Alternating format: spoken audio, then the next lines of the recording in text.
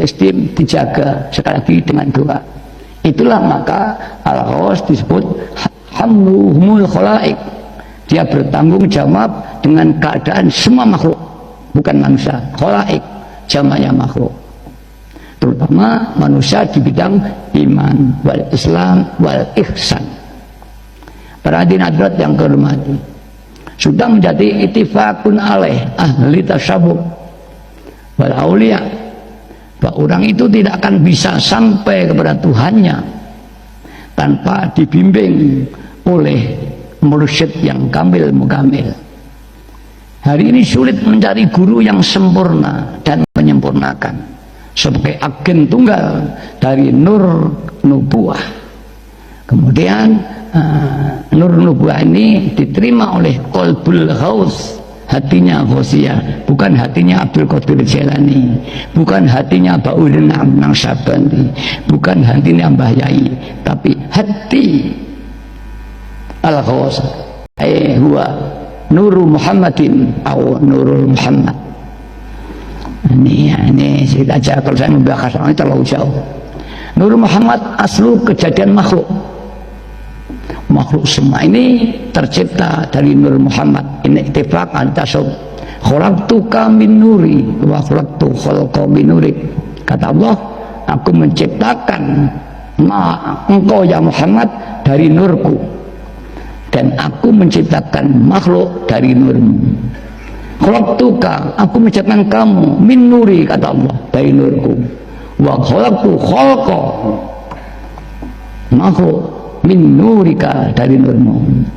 Maka di sini ada ma'rifat bi haqiqatil Muhammadiyah, ada ma'rifat bi haqiqatil ilahiyah, hakikat ketuhanan. Maka saudara-saudara kita di Thariqah hanya haqiqatul ilahiyah. Saudara kita di kebatinan yang telah membahas manunggali kaulama Gusti, ini hanya makrifat bi haqiqatil ilahiyah. Dia tidak melihat bi haqiqati Muhammadin, hakikat Nur Muhammad. Dalam kajian Wahidiyah ini sampai ini. Bahkan Pak Novi itu pernah diskusi dengan saya. Dia juga ahli thariqah, diskusi, dia juga menerima bihaqatul Muhammadiyah ay binuri Muhammadin. Beliau ini punya buah dari istri seorang mursyid thariqah. Ketika akan mati, dia dipesan, adalah guru lagi nanti ketika aku mati. Dari mana? Berjalan ke selatan. Ketika saya ketemu pertama kali dengan saya, karena saya mengatakan, kamu ahli thariqah, nggih, mau tak pejam Pak Novi, dhuwur di ajaranmu. Akhirnya dia menemui saya pribadi, diskusi. Dia menyatakan, kalau yakin ya, yang harus saya cari jenengan. Terus saya saman biat thariqah Wahidiyah. Saya katakan, Wahidiyah itu bukan thariqah Pak Novi, amalkan saja. Kemarin beberapa hari tanggal 28 ke rumah saya, jauh pengalaman sebetulnya ya cukup luar biasa. Kalau Riyadhah Novi itu wiridan jam 8 sampai subuh, 8 subuh, sebelum jadi bupati. Entah sekarang saya jadi bupati malah naik ke turun, ya mudah-mudahan terus meningkat. Walaupun belum hadir, saya kira dia mendengarkan dari rumah. Para hadirin yang kami hormati, itulah al-Ghaus, mati ganti yang mengangkat Allah Subhanahu wa ta'ala. Alhamdulillah perhatian oleh Mbah Yai yang dulu ilmu ma'rifat itu sulit sekali diajari, bahkan tidak sedikit yang sesat, yang tidak sampai.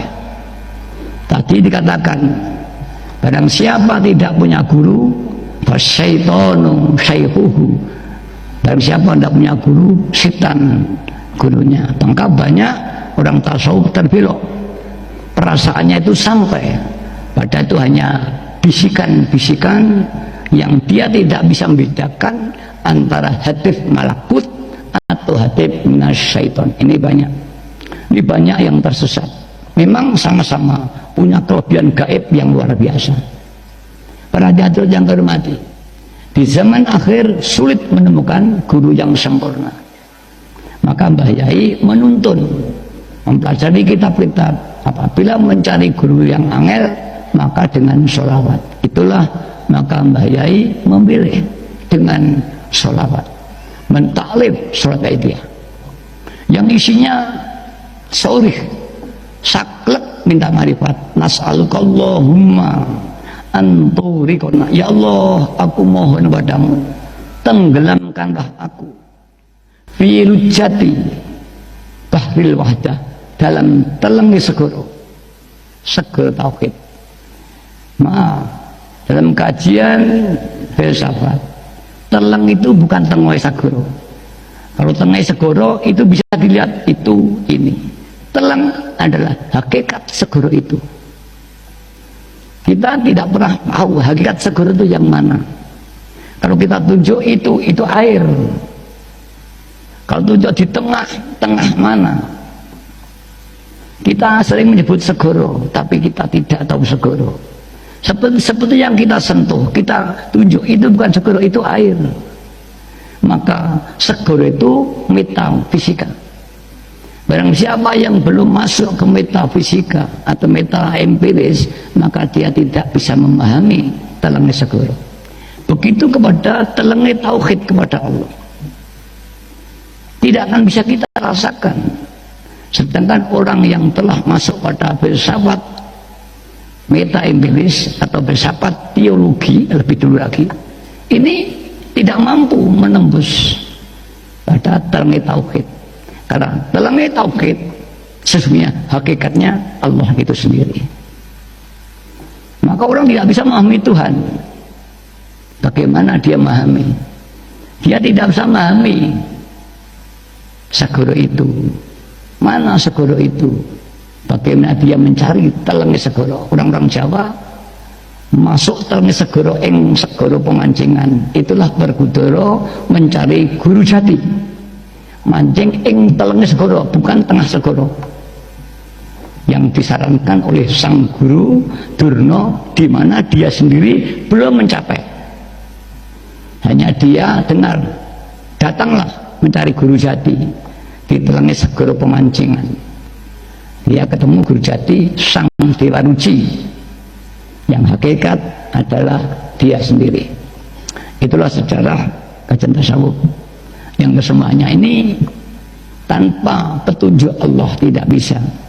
Kalau secara ilmiah dia hanya bisa melalui proses sedikit mengenal filsafat metafisika atau empiris, atau sedikit lagi filsafat teologi. Setelah naik ke pusat teologi mencapai tasawuf hakikat hanya secara ilmiah. Setelah itu nanti pada tingkat zauqiyah, orang tidak bisa zauq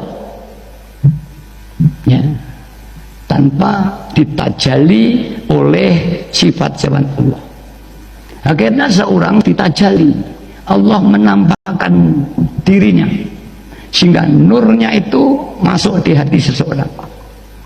Jika yang mentajali orang itu nur af'aliyahnya Allah, maka orang itu fana af'al, tidak bisa merasa, tidak bisa bergerak, tidak berjalan, tidak melihat. Semua itu melihatnya dengan penglihatan Allah.